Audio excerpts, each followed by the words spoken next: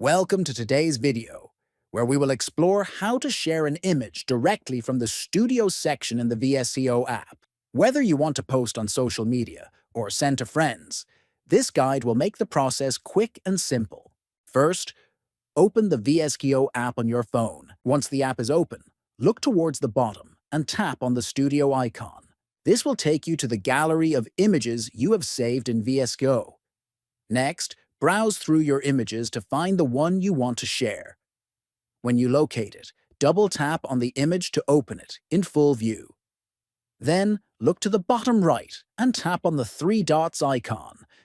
This will display Share option. You will see sharing choices such as Instagram feed, Instagram story, Facebook story, message, WhatsApp, and Snapchat. Choose your preferred platform and your image will be shared instantly. By following these simple steps, you can easily share your favorite VSCO images to multiple platforms and connect with your audience or friends without hassle.